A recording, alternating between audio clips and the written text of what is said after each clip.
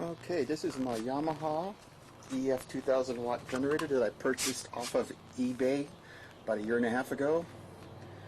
So in case the electricity goes out where I live, I'd have something to watch TV, have my refrigerator running.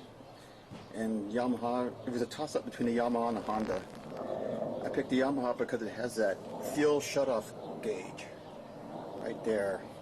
Because if you leave gasoline in these generators for an extended period of time, you'll have a heck of a time trying to start them up again. So that's a good idea to have a shutoff valve. You run your generator dry. After watching all the chaos with Sandy a year and a half ago, last year I decided to get a conversion kit that I've been wanting to get. And I found a place in Maine called Central Maine Diesel that converts them.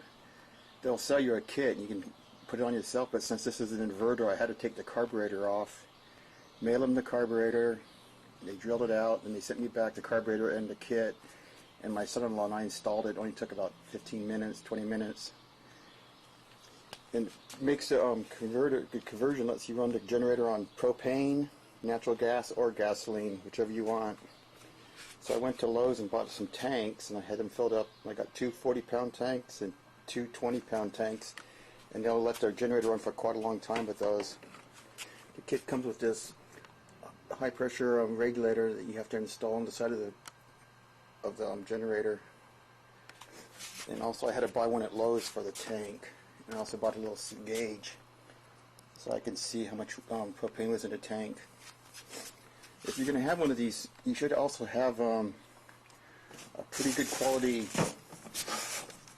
extension cord. This is one of these contractors, 10 or 12 gauge. Got it at Sam's, cost me like 25 bucks, 50 foot.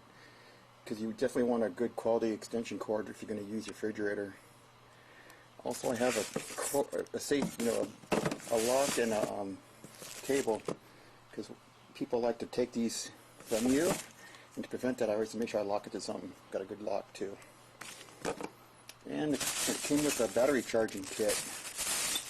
You can charge batteries. You hook it up to the generator.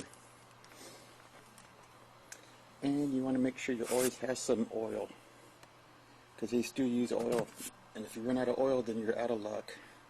So whenever I get a couple extra bucks, I go down to the dealer and buy some generator oil. This one is Honda, but it's still good for the Yamaha. To start it up, all you have to do is prime it. That little button back there, you just push it. Press it for a second. It's kind of hard to get at.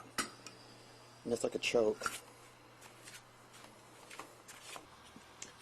Just make sure it's on.